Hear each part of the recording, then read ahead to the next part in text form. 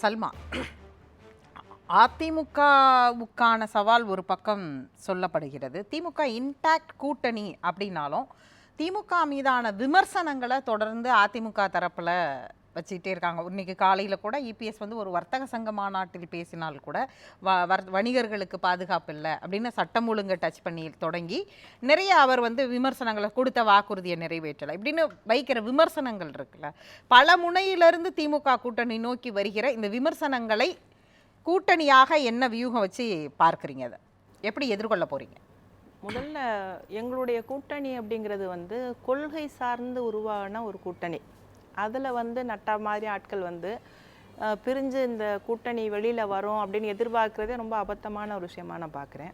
அதனால தான் இது தொடர்ச்சியாக ஒரே பாதையில் பயணிக்குது. எந்த ஒரு கொள்கையின் பால் பயணிக்கிறாங்களோ அதை வந்து எல்லாருக்குமே ஒரே மாதிரியான கொள்கை இருக்கிறதுனால அது பிரிகிறதுக்கு சான்ஸ் கிடையாது. இன்னொன்று வந்து நீங்கள் இப்போது இந்த ஆட்சி வந்து கொடுத்த வாக்குறுதிகளை பெரும்பாலான வாக்குறுதிகளை நிறைவேற்றி இருக்கு. அது மட்டும் இல்லாமல் சொல்லாத பல விஷயங்களையும் நிறைவேற்றி இருக்கு.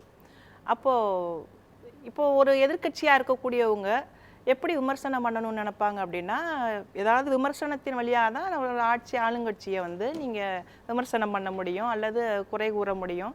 அதன் வழியாக தங்களுக்கு ஏதாவது மக்கள்கிட்ட வந்து பாசிட்டிவாக ஏதாவது கிடைக்குமா அப்படிங்கிற ஒரு மனநிலையில் தான் இது ஒரு தொடர்ச்சியாக ஒரு குற்றச்சாட்டை வச்சுக்கிட்டே இருந்தால் ஏதாவது ஒரு சமயத்தில் பலனளிக்குமா அப்படிங்கிற ஒரு சைக்கலாஜிக்கலாக யோசிக்கக்கூடிய ஒரு விஷயமாக தான் நான் எடப்பாடி அவர்களுடைய ஒவ்வொரு முறையும் அவர் விமர்சிக்கும் பொழுது நான் பார்க்குறேன். வந்து இன்றைக்கி இந்த ஆட்சியில் பெரும்பாலான விஷயங்கள் நடத்தப்பட்டுக்கிட்டு இருக்கு. பெரும்பாலான நாங்கள் வந்து பெண்களுக்கு தர வேண்டிய விஷயங்கள் என்னென்ன சொன்னோம் அதெல்லாம் நிறைவேற்றி இருக்கோம். அது மட்டும் இல்லாமல் நீங்கள் காலை உணவு திட்டம் அப்படி பல்வேறு திட்டங்கள் நிறைவேற்ற தினமும் கூட தொழில் வளர்ச்சி சார்ந்து எவ்வளோ விஷயங்கள் வந்துட்டு இன்றைக்கி நடந்துக்கிட்டு இருக்கு.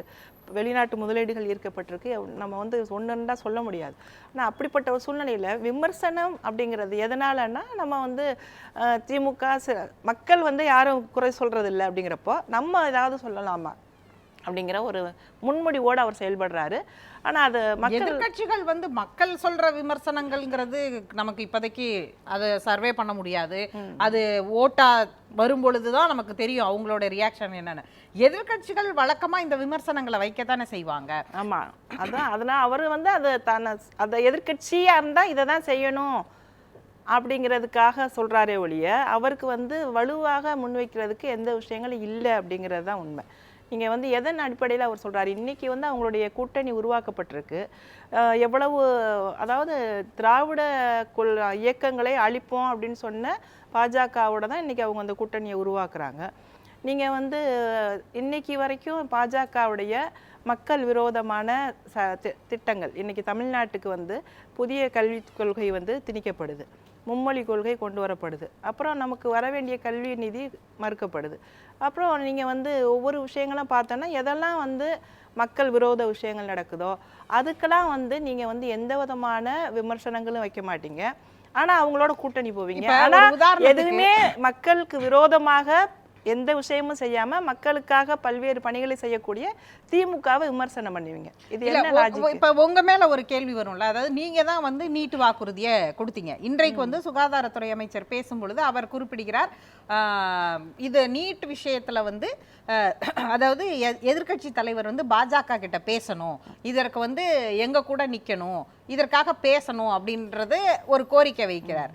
அவங்க அதிமுக பாஜக கூட்டணி அப்படிங்கிற அடிப்படையில இருந்து வைக்கிற கோரிக்கையா, இல்ல நீட்ட எதிர்ப்பு அப்படிங்கிற இடத்துல அதிமுக திமுக ரெண்டுமே ஒரே புள்ளியில நிக்குது அப்படிங்கிற கோரிக்கையா, இல்ல இந்த கோரிக்கையை அவங்களால செய்ய முடியாது அவங்க வந்து அந்த கூட்டணிக்குள்ள இருக்கிறாங்கிறதுனால கோரிக்கையா அப்படின்னா, ஆனா நீங்க வைத்த கோரிக்கை உங்களுடைய இதுல இருந்து வைத்த கோரிக்கை தானே அப்படின்னு உங்களை நோக்கி கேட்பாங்கல்ல. அதாவது நீட்டு வந்து எந்த காலகட்டத்தில் இங்கே கொண்டு வரப்பட்டது, அது எப்போ வந்து இங்கே அமல்படுத்தப்பட்டுச்சு அப்படின்னு பார்த்தா அவர்களுடைய ஆட்சியில் தான், அதிமுகவுடைய ஆட்சியில். இப்போ எங்களை பொறுத்த அளவுக்கு மக்கள் பாதிக்கப்படுறாங்க, மாணவர்கள் பாதிக்கப்படுறாங்க, பலரும் வந்து தற்கொலை செஞ்சுக்கிறக்கூடிய ஒரு சூழ்நிலையில் தான் இதை எப்படியாவது நம்ம வந்து இல்லாமல் பண்ணணும் அப்படிங்கிறதுக்காக நாங்கள் அந்த வாக்குறுதியை கொடுக்குறோம். முழு மனசோட கொடுக்குற ஒரு விஷயம் அது. மாணவர்களை பாதுகாக்கணுங்கிற ஒரு அடிப்படையான ஒரு புரிதலோடு செய்ய கொடுத்த வாக்குறுதி. ஆனால் அதை ஒன்றிய அரசாங்கம் வந்து முழுக்க முழுக்க காழ்ப்புணர்ச்சியோட தமிழ்நாட்டை வந்து நடத்திக்கிட்டு இருக்கு. நீங்க வந்து கல்விங்கிற ஒரு விஷயத்தையே தன்னுடைய கையில எடுத்துக்கிட்டு அவங்க இன்னைக்கு வரைக்கும் நம்முடைய நிதியை கூட தருவதற்கு மறுக்கிறாங்க அப்படின்னு சொன்னா, அதாவது பிஎம் ஸ்ரீல சேரலன்னு சொன்னா அவங்களோட நிதியை தர மறுப்போன்னு சொல்றதெல்லாம் த்ரெட்டன் பண்ணிட்டு இருக்காங்க. அப்படின்னா நம்ம வந்து இந்த நீட்டை எப்படி அவங்க வந்து நமக்கு வந்து வேணும்னு பண்றது அது நம்மளை பழிவாங்கணுங்கிறதுக்காக நீங்க நம்முடைய நிதியை 2000 கோடிக்கு மேல கல்வி நிதியை தர மறுக்கிறீங்க. ஒரு பெரிய போராட்டம் நடத்தி தான் வந்து 100 நாள் வேலைவாய்ப்பு திட்டத்தோட நிதியை நாங்கள் வாங்க வேண்டியிருக்கு. இப்படி பல்வேறு விஷயங்கள் வந்து அவங்க நம்மளை பழிவாங்கணுன்றதுக்காக தான் ஆளுநரை கொண்டு வந்து பல விதமான நம்முடைய சட்டமன்றத்தில் நிறைவேற்றப்பட்ட தீர்மானங்களை கிடப்பில் போட்டு வைக்கிறாங்க. அப்போ ஏதேனும் ஒரு வகையில் இந்த ஆட்சி இன்னும் சிறப்பாக நடந்துடக்கூடாது, இந்த ஆட்சிக்கு கெட்ட பேர் வரணும், இந்த ஆட்சியை வந்து கொடுத்த வாக்குறுதியை நிறைவேற்றவில்லை அப்படின்னு மக்கள் மத்தியில் கொண்டு போகணுங்கிறதுக்காக தான் வலுக்கட்டாயமாக ஆளுநர் வழியாக பல்வேறு தடைகளை போட்டுக்கிட்டு இருந்தாங்க. இன்னைக்கு அதெல்லாம் நீதிமன்றம் வந்து இல்லைன்னு ஆக்கியிருக்கு. அதில் நாங்கள் வெற்றி கண்டிருக்கோம். ஆனால் அந்த நீட்டில் வந்து இன்னும் அவங்க அந்த பிடியை வச்சுக்கிட்டு இருக்காங்க. நாடாளுமன்ற தேர்தல்ல மத்திய அரசு மீதான நீங்க வைக்கிற விமர்சனங்கள் அது வந்து மக்கள் கிட்ட போய் சேர்றது களத்துல எப்படி எதிரொலிக்கும் அப்படின்னு. சட்டமன்ற தேர்தல் அப்படிங்கிறதும் அதே மாதிரி இப்ப மத்திய அரசு மீது வைக்கிற விமர்சனங்கள் களத்துல எதிரொலிக்கும்னு பார்க்கறீங்களா?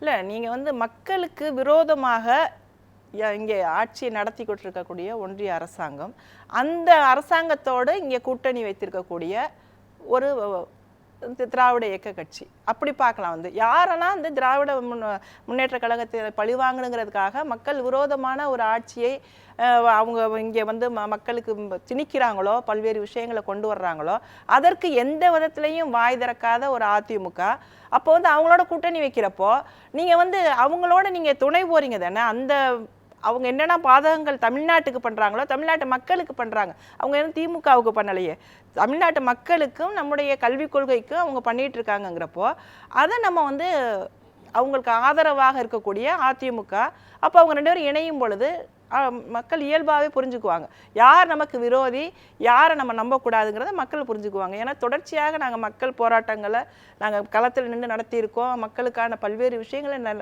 நிறைவேற்றி காட்டியிருக்கோம். ஆனால் எதை பற்றியுமே அதிமுக பாஜக செய்த எந்த ஒரு மோசமான சட்டத்தையாவது எந்த இடத்துலையாவது ஒரு விமர்சனம் வச்சுருக்காங்களா சொல்லுங்கள்? எதுக்காவது வந்து வாய் தந்திருக்காங்களா? எதுவுமே கிடையாது. அவங்க வந்து சிஏஏ கொண்டு வந்தப்போவும் அவங்க ஆதரவாக தான் இருந்தாங்க. வந்து அதுபோல் வந்து விவசாய சட்டம் கொண்டு வந்தப்போவும் ஆதரவாக இருந்தாங்க. எல்லாத்தையும் அவங்க ஆதரிச்சாங்க. இன்னைக்கு வரைக்கும் அப்படி இந்தியாவே கொந்தளிக்கக்கூடிய அளவுக்கு பல மோசமான திட்டங்கள் கொண்டு வந்தப்போவும் கூட இருந்தாங்க. அதே எப்போ மாறிடுச்சா பாஜக? இன்னைக்கு அந்த பாசிசத்தினுடைய தன்மை மாறி இருக்கா? இன்னைக்கு அதே மாதிரி தான் இருக்கு. இன்னைக்கு மக்கள் விரோத ஆட்சியை தான் அவங்க நடத்திக்கிட்டு இருக்காங்க. கொள்கை வேறு கூட்டணி வேறு அப்படிங்கிற கணக்குல தானே தேர்தல் கூட்டணி அப்படின்னு அவங்க சொல்றாங்க. அவங்கள அதுதான் பிரச்சனை. இப்போ நாங்க வந்து கொள்கையும் சரி கூட்டணியும் சரி ரெண்டும் ஒரே திசையை நோக்கி பயணிக்குது, தாட் ஒரே மாதிரி இருக்குது. அப்போ நாங்கள் மக்கள் நலன் சார்ந்து ஒரு கூட்டணி உருவாக்கப்பட்டுச்சு, அது பயணப்பட்டுக்கிட்டு இருக்கு. ஆனால் அவங்களுக்கு வந்து எனக்கு வெற்றி கணக்கு என்ன, எனக்கு என்ன மிரட்டினாங்க, எங்களுடைய அமைச்சர்களை வந்து நீங்கள் மிரட்டுறீங்க, இடியை வச்சு மிரட்டுறீங்க, அவங்கள வச்சு அதிமுகவுடைய நீங்கள் வந்து இந்த கூட்டணிக்கு முதல் நாள் வந்து அவருடைய எடப்பாடி அவர்களுடைய பையனோட சொந்தக்காரங்க வீட்டில் 650 கோடி ரூபாய்க்கான ஆவணங்கள் எடுக்கப்பட்டுச்சு. அந்த இடியுடைய அதுக்கு அடுத்த நாள் தான் இந்த கூட்டணியை வந்து உட்கார்ந்து அமைதியாக மிரட்டி உட்கார வச்சது போலதான் அவர் உட்கார்ந்துருந்தாரு. ஒரு நிமிஷம் கூட அவரால் ஒரு வார்த்தை பேச முடியல. வேற கால்குலேஷன் சொன்னாரே, ஒரு கூட்டணி அப்படி மிரட்டி எல்லாம் பண்ணிட முடியாது அப்படின்னு ஒரு கால்குலேஷன். அது அவங்களுடைய பார்வை, என்னுடைய பார்வை அதுதான். ஏன்னா நீங்க வந்து இன்னைக்கு கட்சியை உடைச்சாச்சு. இப்ப எடப்பாடி அவர்களுக்கு இந்த தலைமை பதவியாவது மிஞ்சினா போதும். இப்போ அந்த கூட்டணிக்கு அவர் ஒத்துக்கலை அப்படின்னா அவங்க இத்தனை நாள் செஞ்ச பல்வேறு விஷயங்கள் இருக்கு இல்லையா, அதாவது அந்த கட்சி நீங்க சொல்றீங்க. ஆனா இப்ப திரும்பவும் ஒரே கூட்டணிக்குள்ள தானே இருக்காங்க. அப்ப எல்லாரும் திரும்ப அந்த கட்சியுடைய வாக்குகள் ஒன்னா வந்துராதா? இல்லை, நீங்க யாரு இப்போ ஓபிஎஸ் எங்க இருக்காரு, அவருடைய ஆதரவாளர்கள் வந்து மனதளவுல வந்து விலகிதான் இருக்க போறாங்க. நீங்க வந்து எடப்பாடிக்கு வெற்றி தரணும் அப்படின்னு சொல்லி அவங்க வந்து உழைக்க போறது கிடையாது. தினகரன் வந்து உள்ளுக்குள்ள இருக்காருன்னாலும் அவர் நேற்று தனிச்சையா ஒரு வேட்பாளர் அறிவிச்சிருக்காரு, பார்த்திபனூர்லயே ஒரு வேட்பாளராக அவரே அறிவிச்சிருக்காரு. எல்லாருக்குமே எடப்பாடிங்கிறவர் அவங்க ஒத்துக்கிற மாட்டாங்க, அவங்களுக்குள்ளேயும் ஒத்துக்க மாட்டாங்க. இன்னைக்கு மக்களை வந்து இந்த கூட்டணியை ஏற்றுக்கிறதுக்கு நீங்கள் திராவிட இயக்கத்தை அழிக்கக்கூடிய ஒரு மனநிலையில் இருக்கக்கூடிய பாஜகவுடைய வாக்காள நிலையை வந்து இன்னைக்கு ஒட்டுமொத்தமாக அந்த அதிமுக வாக்காளர்கள் நிச்சயமாக ஏற்றுக்க மாட்டாங்க. அதையும் நம்ம புரிஞ்சுக்கணும். நிச்சயமாக இது மிரட்டப்பட்ட ஒரு கூட்டணி, வேறு வழி இல்லாமல் ஏற்றுக்கிட்டது தான். இன்னைக்கு ஜெயக்குமார் அவர்கள் வந்து தொடர்ச்சியாக சொல்லிட்டு இருந்தார் வந்து, நான் வந்து 40,000 வாக்குகள் வித்தியாசத்தில் தான் என்னுடைய ஓட்டை எண்ண ஆரம்பிப்பாங்க என்னுடைய தொகுதியில். இன்னைக்கு அவருடைய நிலைமை என்ன, ஆளே காணோம். அப்போ அவங்களுக்குள்ளேயே பல்வேறு விதமான மனக்குழப்பங்கள் இருக்குது, கருத்து வேறுபாடுகள் இருக்குது. சிலருடைய சுயநலத்துக்காகவும் எடப்பாடியாருடைய சுயநலத்துக்காகவும் இந்த மிரட்டப்பட்டு இந்த கூட்டணி உருவாக்கப்பட்டிருக்கு. ஈடி முழுக்க முழுக்க இதுக்கு பயன்படுத்தப்பட்டிருக்கு. இதுதான் இன்னைக்கு இருக்கக்கூடிய யதார்த்தம். அதை நம்ம புரிஞ்சுக்கணும். மிரட்டல் தான் முக்கியமான காரணம். அதான் நாங்கள் தொடர்ந்து முதலமைச்சர் அவர்கள் சொல்லிட்டு இருக்காங்க. நீங்க வந்து எந்த விஷயத்துல இன்னைக்கு பாஜக செயல்பாடுகள் விமர்சனங்கள் இருக்கதான் செய்யுது. ஆனால் ஒரு கூட்டணியை ஈடியை வைத்து கட்டமைச்சு அது கீழ் லெவல்ல ஒர்க் அவுட் ஆகும்னு நீங்க பார்க்கறீங்களா? அது வேணால் தலைவர்களுக்கு மட்டத்துல வேணா நம்ம பேசலாம், அது கிரவுண்ட் லெவல்ல ரிஃப்ளெக்ட் ஆகும்னு பார்க்கறீங்களா? அதாவது தலைவரை வந்து மிரட்டி வந்து கூட்டணிக்கு ஒத்துக்கிற வச்சாச்சு. அவங்களே சொல்லியிருக்காங்க ஏற்கனவே, நாங்க வந்து கூட்டணியில பாஜக இல்லாதனால தான் வந்து 1% வாக்குகள் எங்களுக்கு அதிகமாக கிடைச்சிது பாராளுமன்ற தேர்தலில் எடப்பாடியே. ஆனா நீங்க பாத்தீங்கன்னா களத்துல வந்து நிற்கக்கூடிய தொண்டர்கள் இருக்காங்க இல்லையா, நிச்சயமாக இந்த கூட்டணியை வந்து அவங்க ஏற்றுக்க போறதில்லை.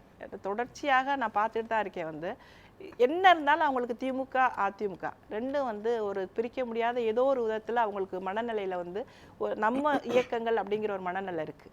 ஆனால் வந்து பாஜகங்கிறது அது தேசிய கட்சிங்கிறது வெளியிலேருந்து வரக்கூடிய ஒரு இயக்கம். அது இன்னைக்கு என்னென்ன விஷயங்கள் பண்ணியிருக்கு, அப்புறம் சிறுபான்மையினருடைய வாக்குகள், அது எல்லாமே சேர்ந்து தான் இந்த தேர்தலில் பிரதிபலிக்க போகுது.